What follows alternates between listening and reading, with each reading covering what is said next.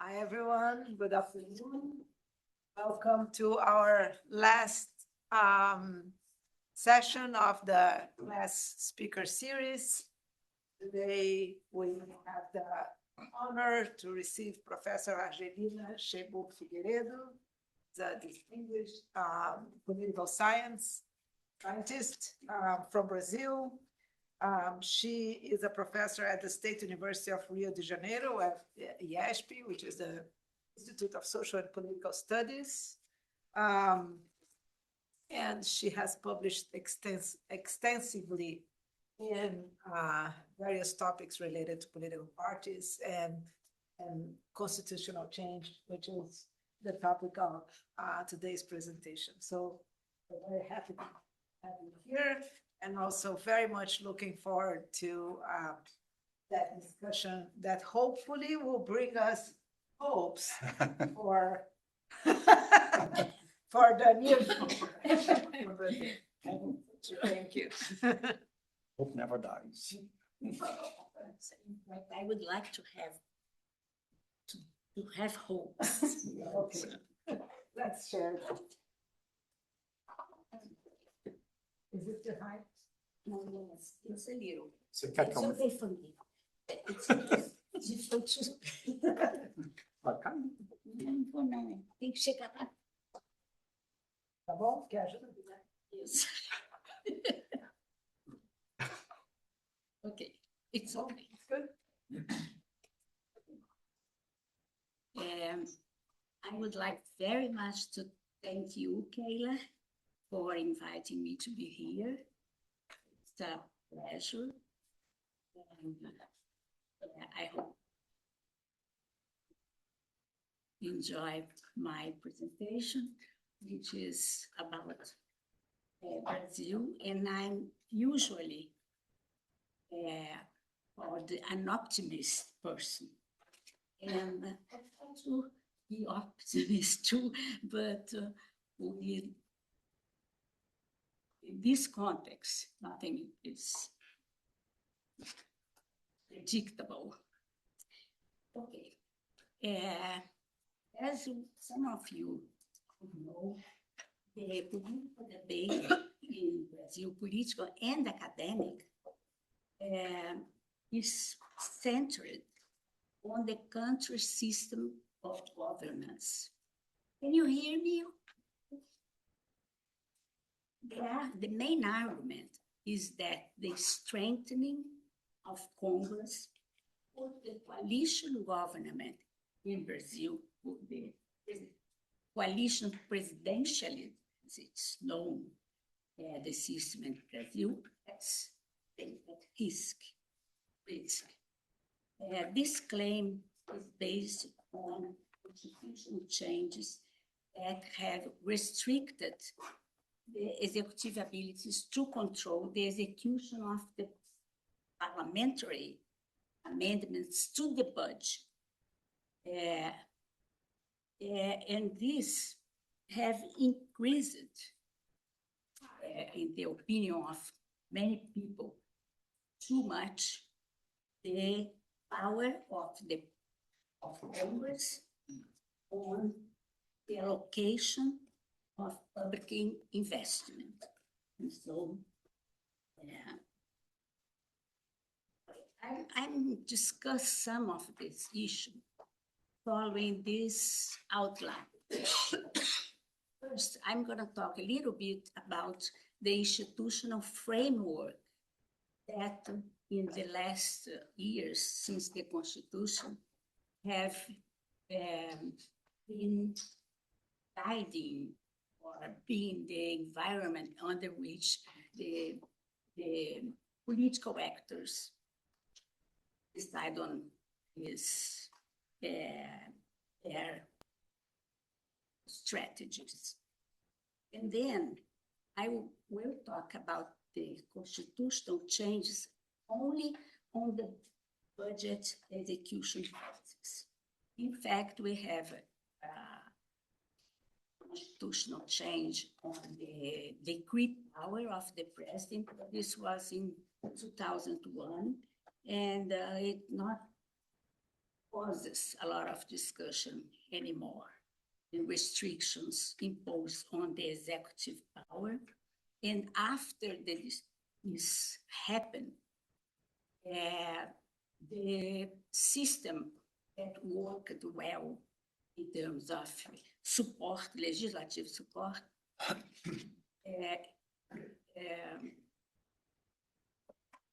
was successful after this.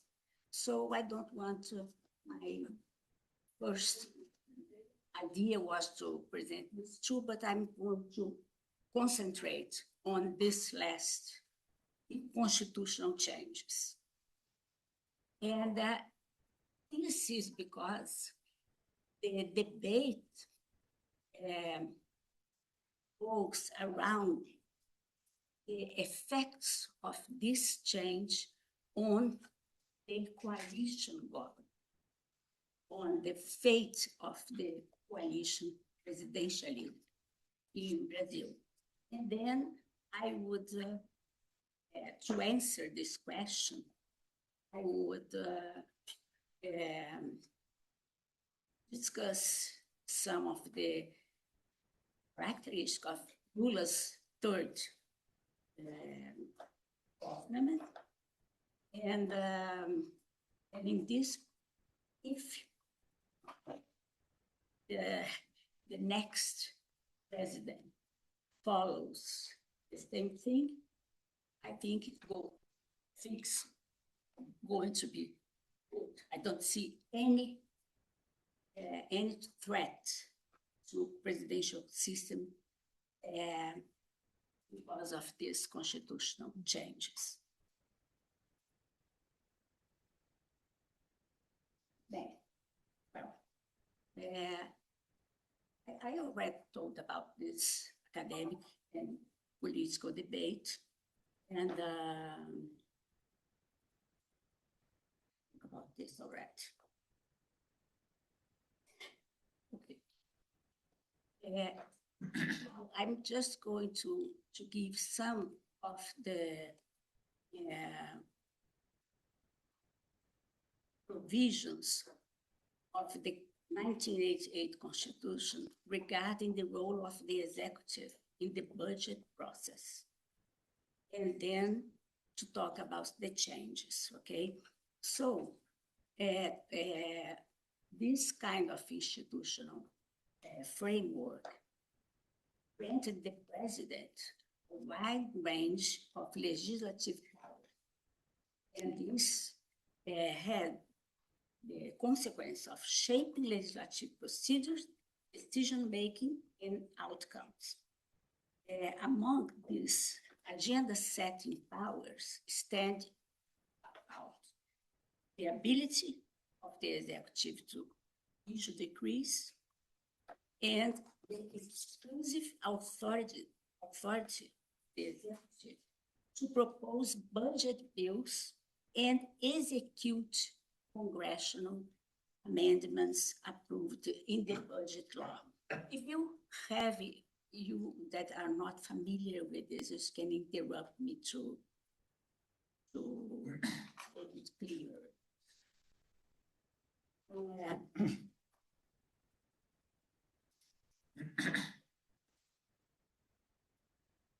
So this constitutional centralized decision-making in Speaker of the houses and party leaders. So together, you have a centralization in the hands of the president of legislative powers, and inside Congress,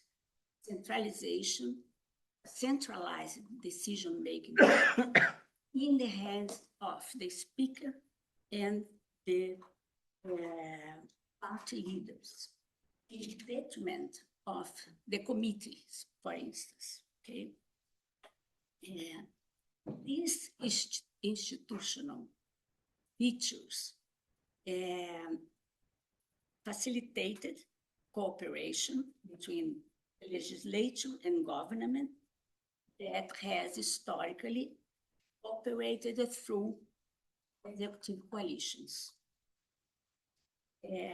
in my view, is institutional features functioning as instruments for cooperation among government and the legislature.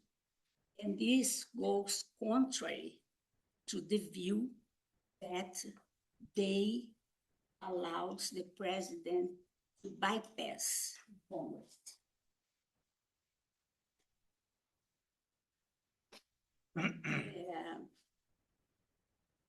A small comparison with the United States. This arrangement contrasts sharply with the US system, where separation of power is stricter and executive-legislative integration is more limited. In fact, is completely limited, just in institutional terms, not politically. This system was shaken by various political factors following the 2014 election that culminated with the election of Bolsonaro, the far-right deputy. That's 2018, no? Huh? 2018. He was elected. 2014. Now, at the following the election, Oh, okay. the 2014 election that culminated the whole period with the Bolsonaro's presidency. Even though the academic political debate tends to credit the more conflictual relation between executive and the legislative branches to institutional changes, particularly now it's the discussion, the great discussion, those related to the changes in the execution of the budget amendments by Congress. So what I'm trying to say is that the political events were like more disconsidered in fact. Okay.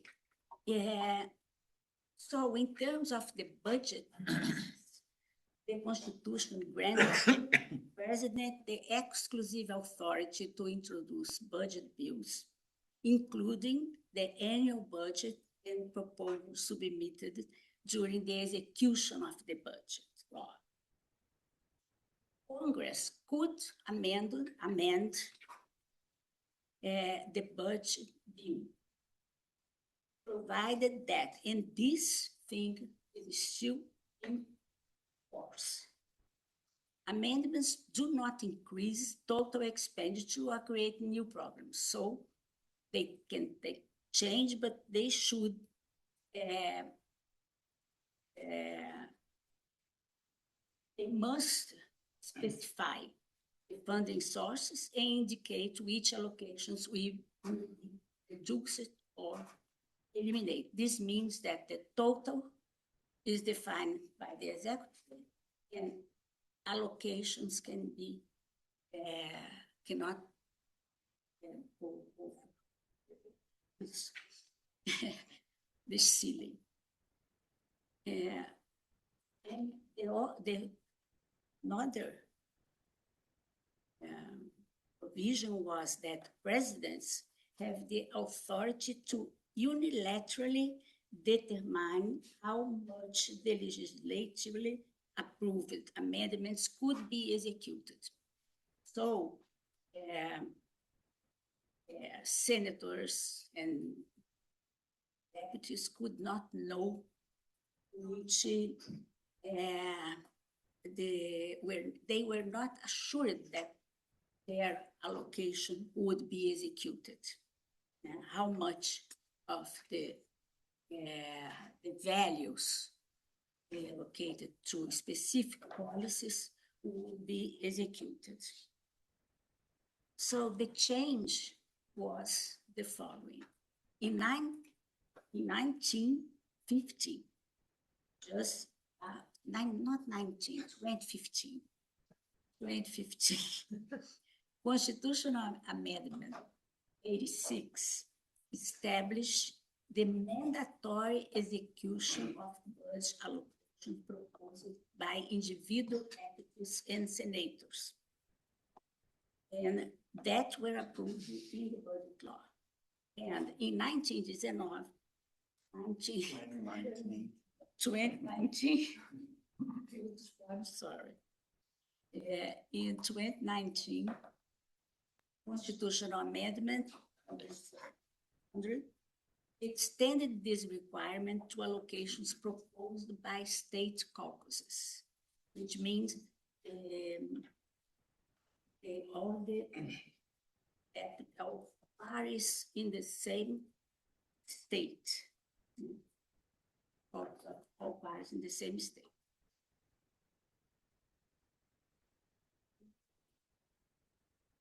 Let me, no.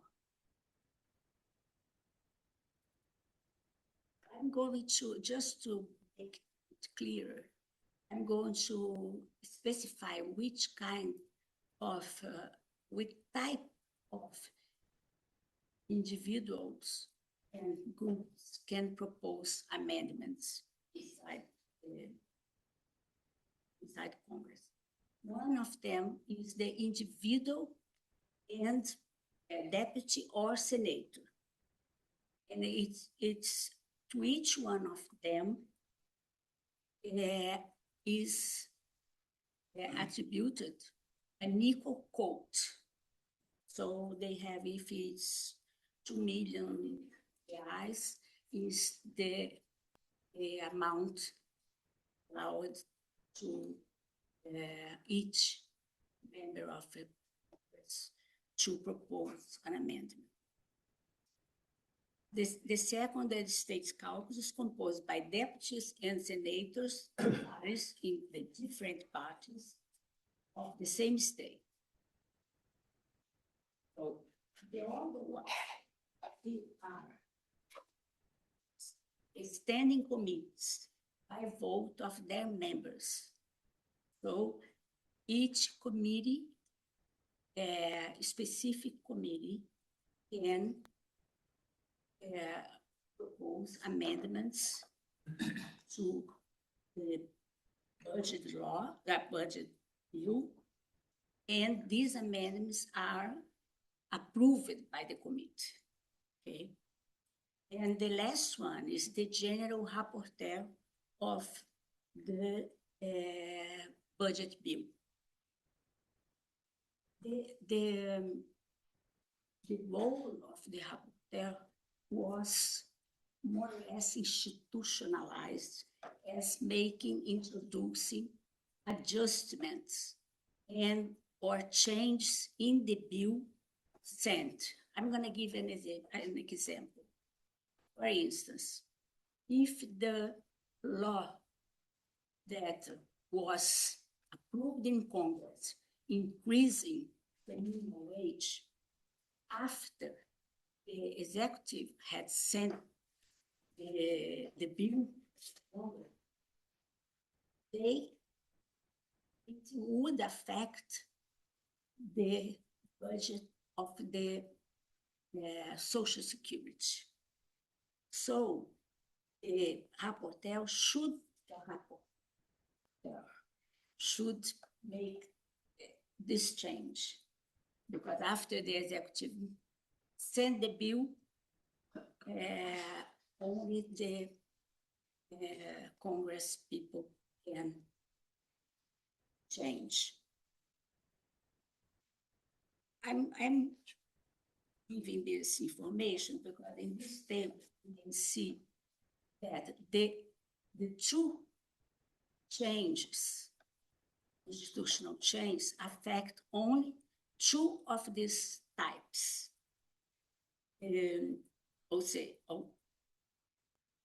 Yes, compulsory execution is only for amendments made by deputies and senators and state caucuses. Here, the second line, we have this same types that I just talked about. And the investment, usually amendments goes only to the category of investment. Because the remaining of the budget is it's out of reach of the of Congress in the annual law, as they have influence, like making laws that are compulsory. So individual amendments usually go to local projects because they have like a restricted amount of funds. State caucus usually goes to public works, bigger public works, people that are decided by the members of the state, the individual men and the parties. Okay?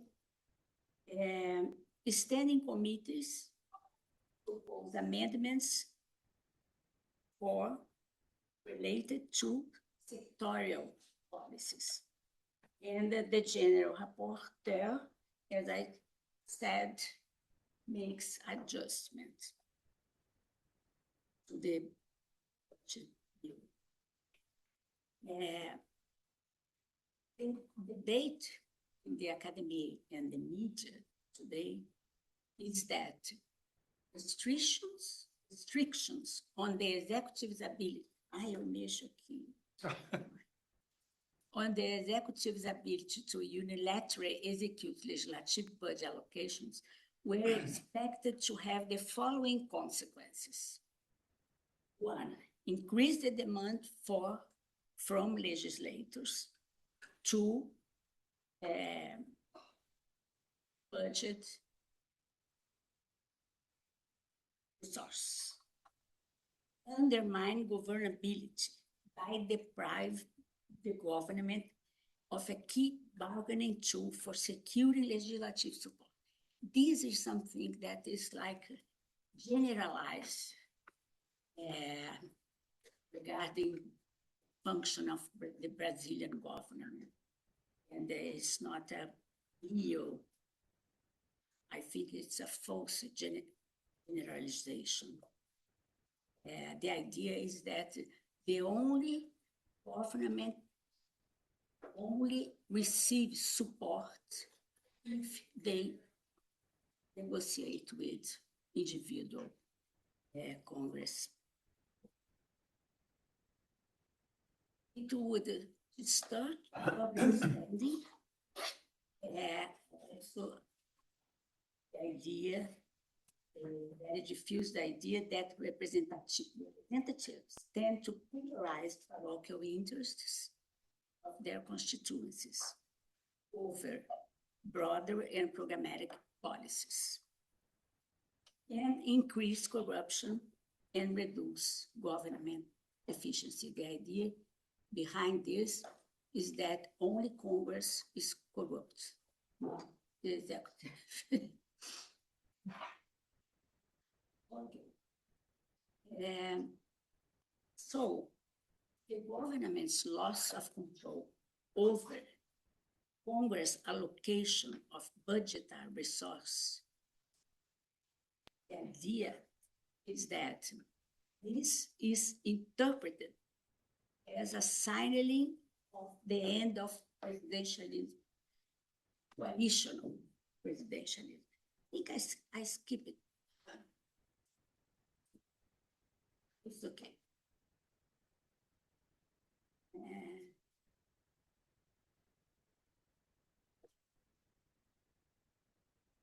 My argument here is that these claims lack empirical support and are based on questionable theoretical theoretical assumptions.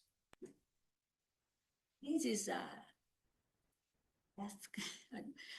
figure that it's almost impossible to see, but I can give you later. I'm going to describe what it shows. So the empirical evidence that this figure shows, the figure here, I forgot to explain. Each one of the lines represent the kind of individual or focuses, the type of amendment made between 2010 to 2055, so last year, to last year. And what it shows, one thing that I'm going to point is the yellow peak, like there, I'm talking.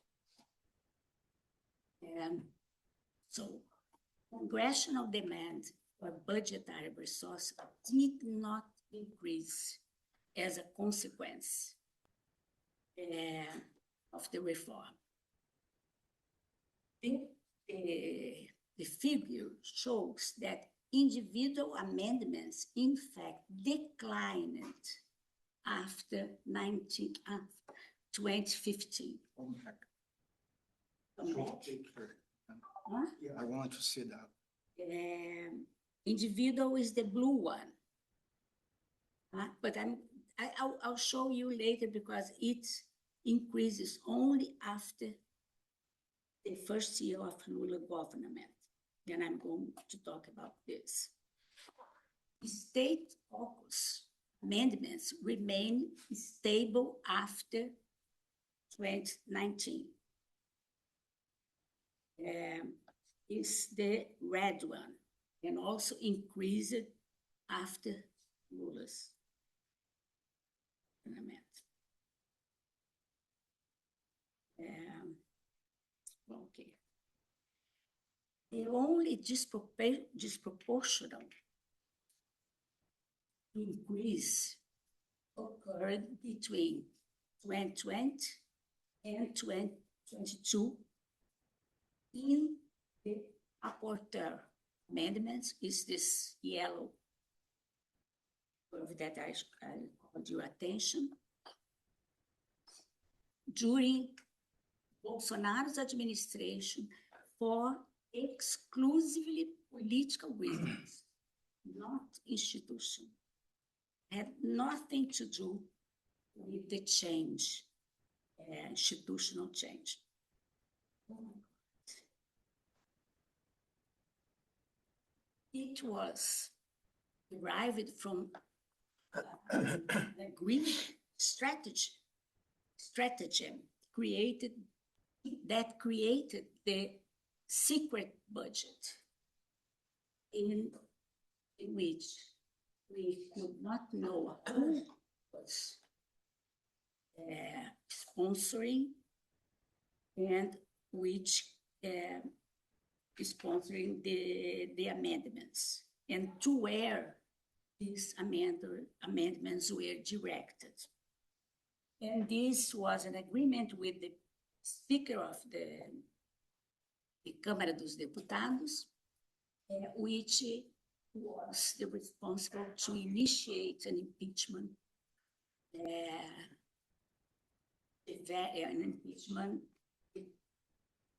the various requests in the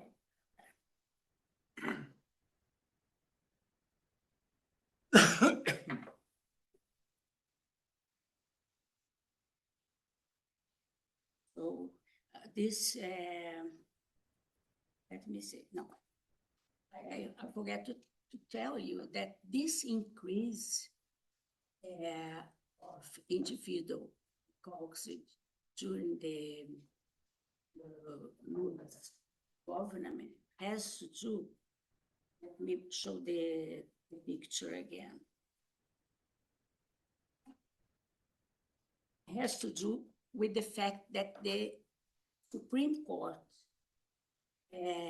declared unconstitutional this kind of thing, the secret budget. So individual and caucus increased their demand, but according to the rules that guided the propositions. But the committees, the green line increased more, had a great increase, in fact. And this was an attempt of Congress, in fact, to transfer the kind of amendments with like obscuring the sponsorship and certain control of.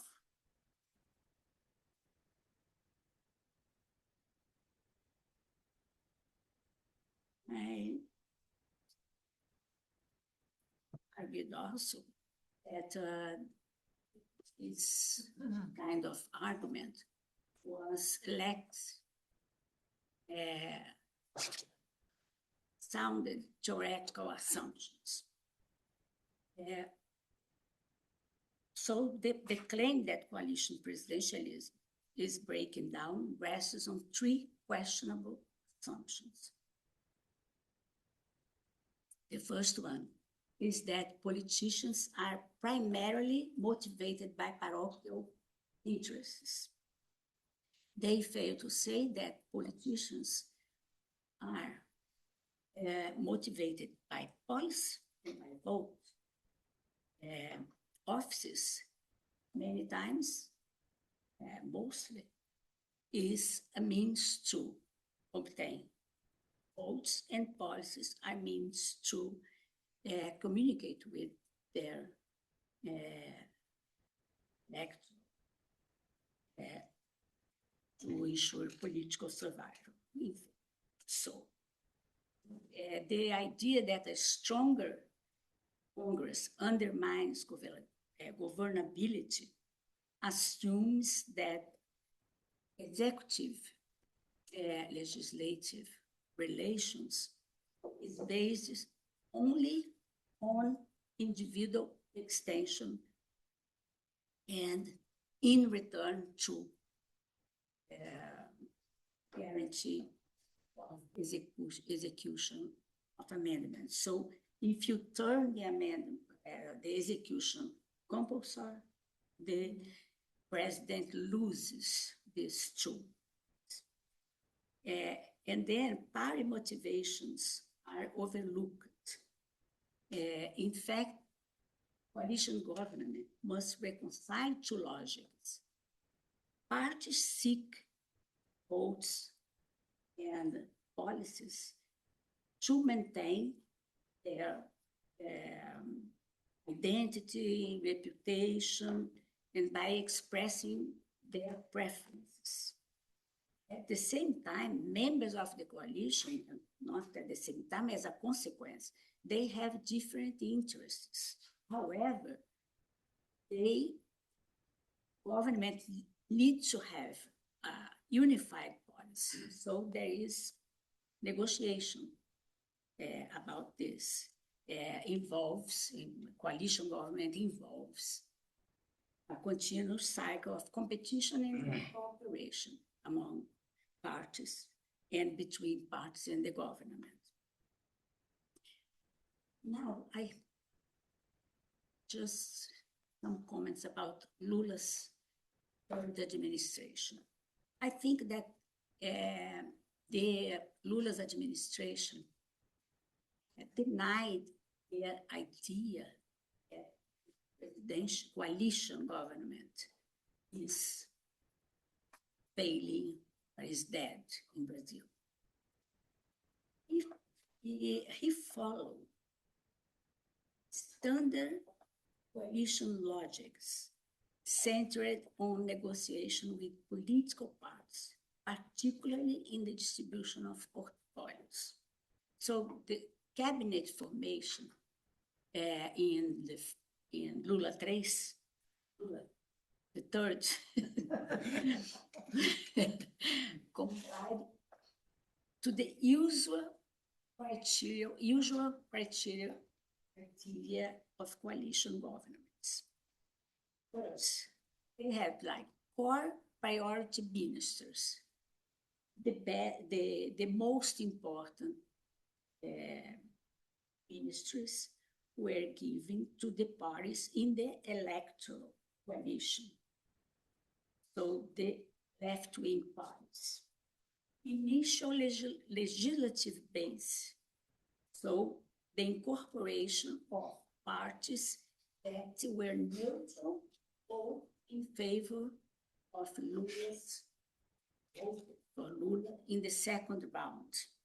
And strategic expansion, which means to incorporate sides and parties that are like right-leaning to assure majority. And participation of in government, they were negotiated with parties, not with. I gave an example later. I can talk about this. So, a conflictual relationship with Congress does not imply the breakdown of the system. And congressional positions, significantly to the right of government, and opposition, strong opposition of the Bolsonaro's aligned far right, is a significant political development, but has nothing to do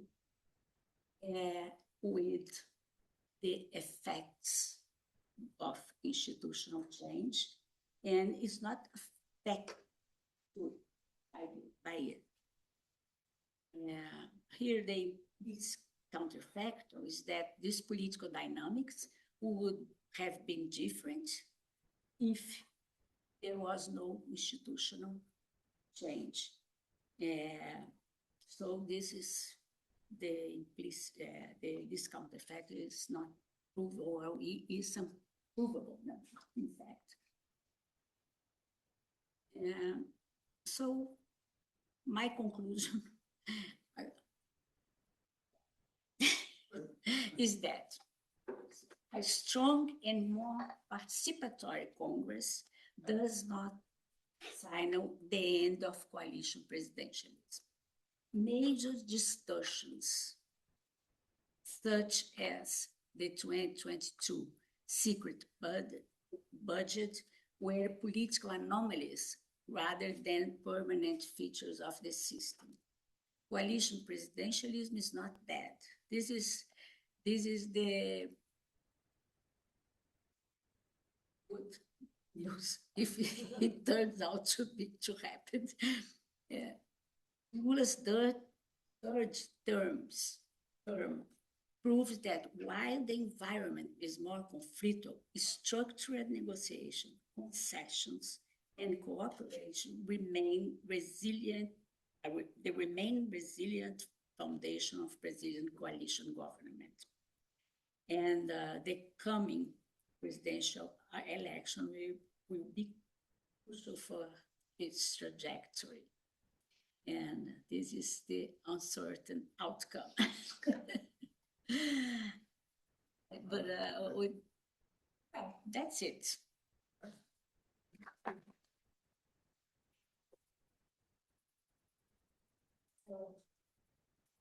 Questions? Well, as you were speaking, I thought, I wonder if this has applications to the United States. And I think clearly it doesn't, because so much of what seems to work in Brazil, the fact that there are so many political parties, somewhat 25, 26. Speak a little louder Oh, and slower, sure. please.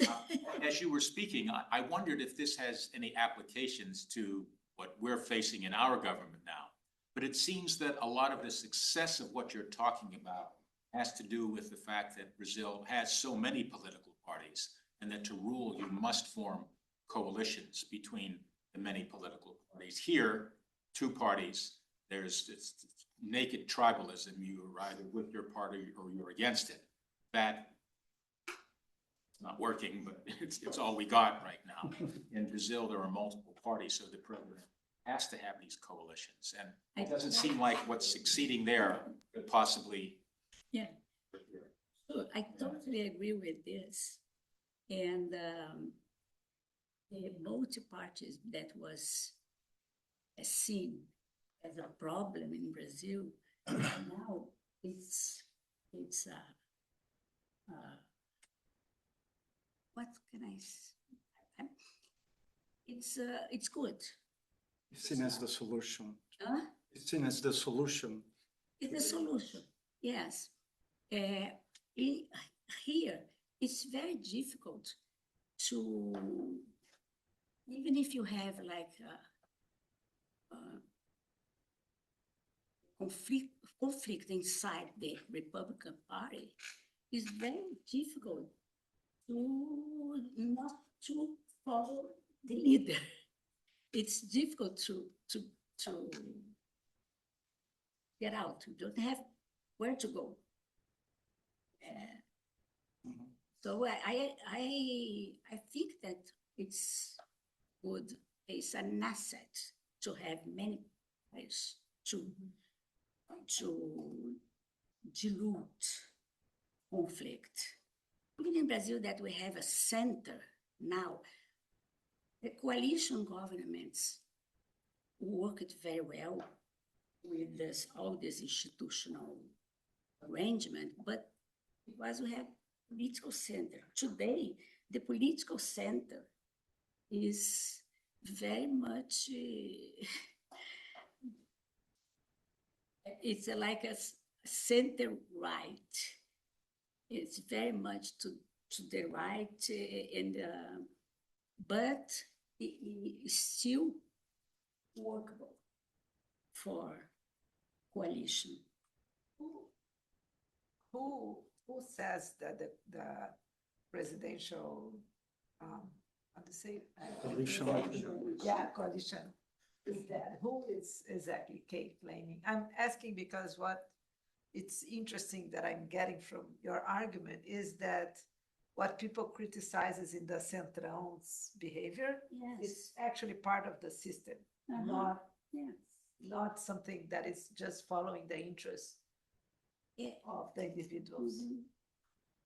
The politician said, one important politician he said in terms of like self-interest was Arthur Lira, the president of the Câmara. Because he wanted to, as the leader of Centrão, of many parties, he wanted to negotiate with Lula. And Lula explicitly said, I don't negotiate with Lira. I negotiate with each part. And he did this. And when Lira said that he wanted to, in fact, Centrão parties wanted to increase their participation to have more important ministries. They were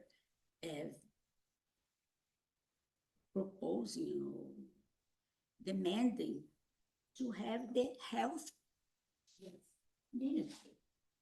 And Lula didn't accept that.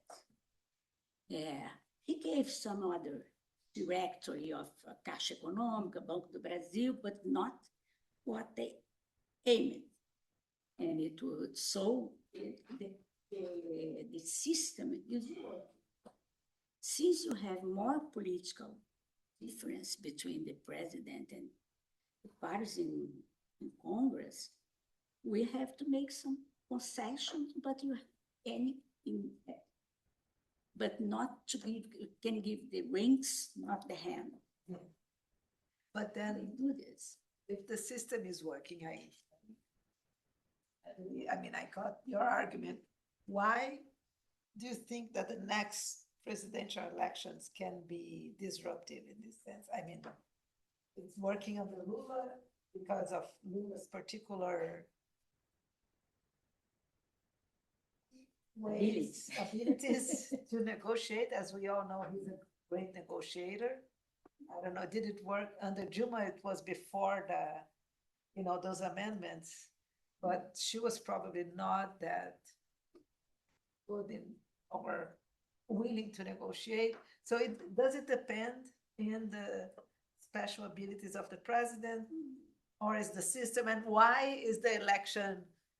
If the system is working, why the election can change that?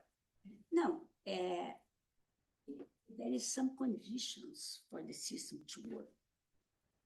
Yeah, what I'm saying is that it's not impossible to govern with a Congress who is more powerful, but the power is small.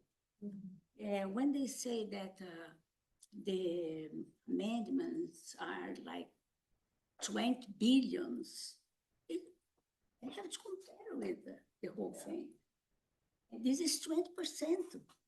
Congress cannot allocate and have it executed. 20% of the investments.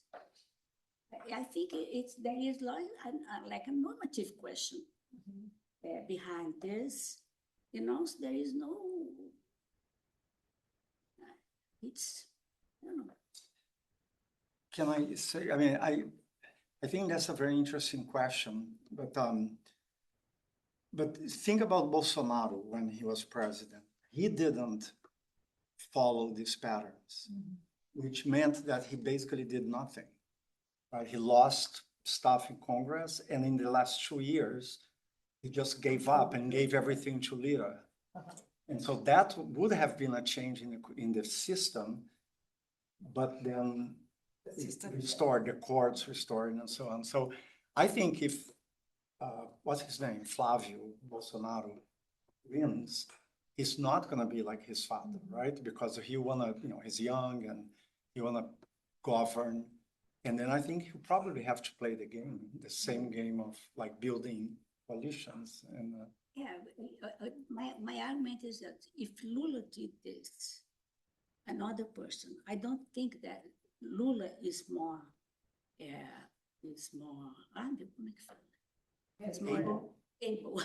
able than Dilma. But I think that what was at stake is very different with Dilma. I don't think that it's because she was unable. She was impeached. Oh, yeah. So that's not the main thing. The rule of the game is that if there is a bigger difference between the party of the president and the other parties, you have to negotiate more, you have to make more concessions, and you have to negotiation and I don't know. concessions. This is the rule of the game. This is the part of the system. A part of the game. And a very able as Lula, he is, and he's playing under the rule of the game, it doesn't mean that he's going to be successful. That's the problem. Hi, Argelina. Sorry. 2 questions. For you, it's possible fix the crisis or anomaly without finish the mandatory amendment. Yeah, The second, it's about the parliamentarism alternative. This week, for example, Gilmar Mendes told that the problem with Supreme Court crisis, it's because ministers of Supreme Court are parliamentarists. What do you think about the parliamentarist alternative? I think that it doesn't change anything. Change of government, the rules of the game. Coalition government has some rules that independent of the system of government, completely independent. And it's interesting because you ask who said this. I answered to Lira because he was interested, but also we have many political scientists that are like giving new names like congressional presidentialism. I don't remember a lot of many names for this considered new arrangement. And that is the problem, né? And they even say parliamentary something. Changing the names.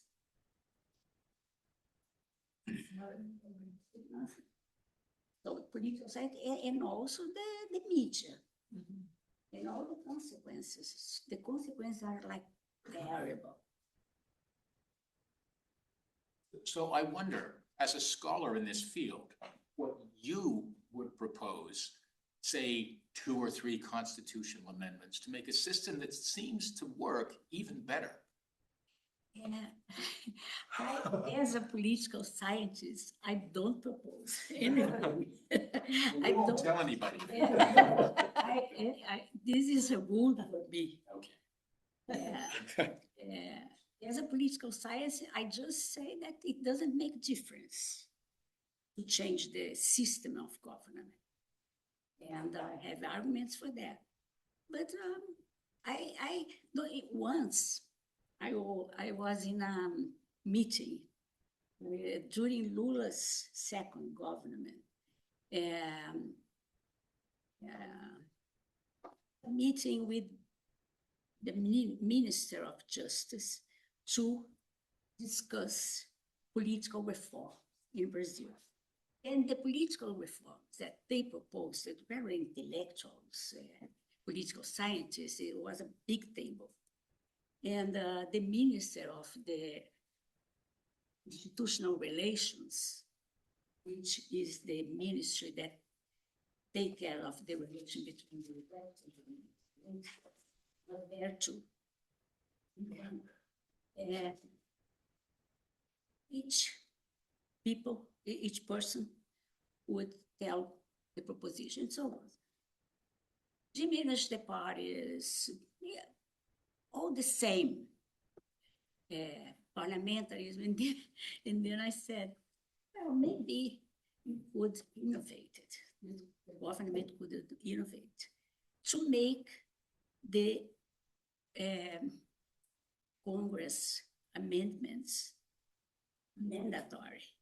And then he said, Professor, you want to finish with my ministry? And then I said, no, you can institutional relations with Congress and not personal relations.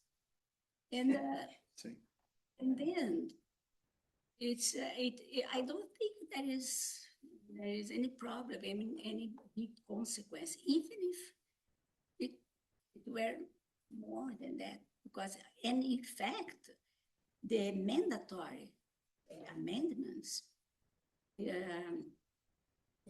are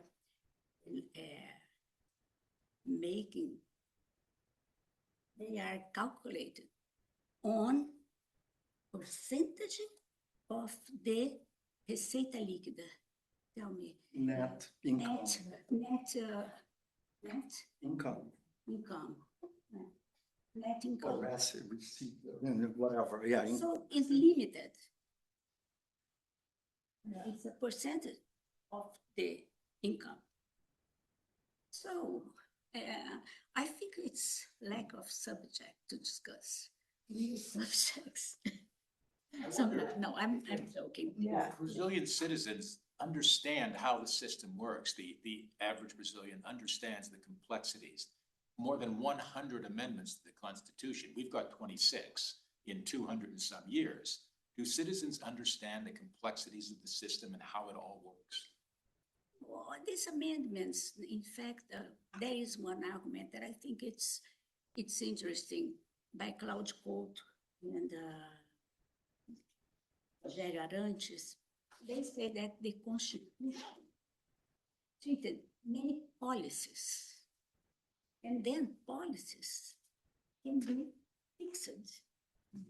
So there are many changes in policies, like to fix the taxa de juros. The interest rate. Eh? Interest rate. That's right. This was in the Constitution. What does it mean? It has to be changed. And also, this is not because the Constitution was I don't know, was the constitutional Congress was that or that was a movement, and it was like after 20 years of dictatorship, a big participation in the constituent process, and everybody to put things. And so this is a characteristic, not a deviation of the right way to make a constitution. So.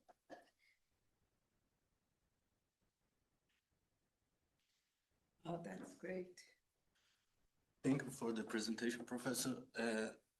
From what I understand, the argument is that the sacred budget was an anomaly that was corrected by decision to the Supreme Court declaring it unconstitutional, and by the new administration, Lula III, commitment and capacity to bargain with the legislative. So, but couldn't this also suggest that the coalition presidentialism is more vulnerable to this kind of imbalance of power between the executive and legislative, dependent which president is elected? In the case Bolsonaro, No, I'm just if I don't know, the fact that Trump is doing this enormous, eu falo estragos, Destruction. destruction of many things. If you have a person like Bolsonaro, this is not independent. It's happening. So can I ask you a question? When you say more, you mean more than what? More than a system in which you wouldn't have coalitions, or more than a parliamentary system? yeah, I think if the structure of coalition presidencies it's more vulnerable to imbalance and in power in executive and legislative, because you said that Bolsonaro was very weak in the end of his government. So By choice, right? yeah. I mean, he chose not to govern, in a sense. He wanted to be safe from impeachment.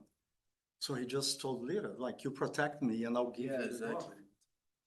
Right, so, So maybe it's different by US case because it's more separately, so. but I mean, the reason I ask is because I was thinking, when you ask, I was thinking like, if you compare the coalitions in Brazil, which are presidential, with the coalitions in parliamentary systems, they too, if you compare those systems with the UK, for example, they will be more dependent on who is in power, who is in the coalition. So the question, I mean, what I was wondering is that this is not a problem of the way that the presidentialism works in Brazil, but it is a characteristic of coalitional government, right? I mean, yes. Okay.